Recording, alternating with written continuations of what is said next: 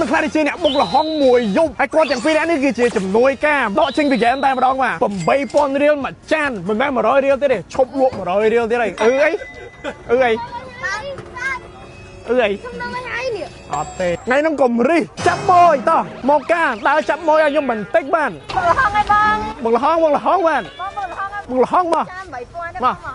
អ្នកបុកផ្ទាល់ហ្មងអញ្ចឹងញ៉ាំឲ្យដឹងតែជោគជ័យតែម្ដងខ្ទឹម2គ្រាប់ម្ទេស2គ្រាប់ដាក់ស្ករទឹកប្រហុកទឹក7អូខេកូរវាមកហូចដាក់ក្តាមស្រែចូលមកដាក់បន្លែយើងដាក់គ្រឿងចូលហើយយើងបុកវាមកបាទរួចរាល់បាទថ្ងៃនេះខ្ញុំសញ្ញារត់តុកអញ្ជើញបងប្អូនបាទនេះគឺជាបុកលហុងជោគជ័យលក់យកមានបងមានសេវាកម្មបញ្ចុកបងចាប់អត់ VIP មកនេះ VIP ឲ្យមកលើ10ទេបាទ10លើ10 10លើ10ឥឡូវនេះចុកដៃពេកបាទឲ្យដូលីជួយបុកលហុងឲ្យខ្ញុំម្ដងញូចាំមកចិត្តហើយឯងច្រងហ្នឹងណាដល់គ្នា review ប៉ុតៗបងយក on reaction មែន honest ไม่ได้បងไม่ได้ខ្ញុំមក5លើ10ទេមានរឿងអីកើតហើយបងចាំឲ្យ10បងអត់ទេបង10កន្លះលើ10បងតោះឥឡូវទៅរកមួយទាំងអស់គ្នាបាទដើរចាប់ហ្មងអស់កក៏បានដែរមួយចាន8000 រៀលលក់យកមានអូខេតោះបងសំជ័យបងសំជ័យបុកលឹកកៃ2មកឥឡូវឲ្យគ្រីបុកម្ដងកុំបុកលឿនពេកកុំបុកខ្លាំងពេកបុកយកមកល្មមអត់ទេចេះកាបុកស្រាប់ចូលលហុងយកអត់បងអូស្វាយកលហុងទៀត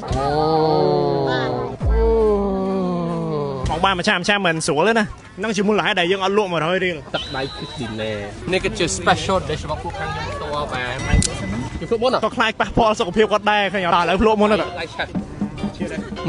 ជឿទេជឿអល់កុហលណាជឿអូសុបមកអីបងខុសច្រើនពី1ដល់10បងឲ្យស្ងាត់ឲ្យខ្ញុំប្រហែលដែរ5លើ10ឥឡូវឆាតូបបានទេ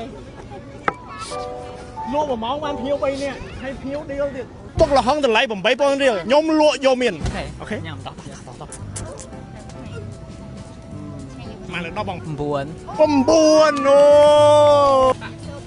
ខាងនេះបើក business បុកលហុងមួយចាន8000 រៀលបាទលក់យកមាន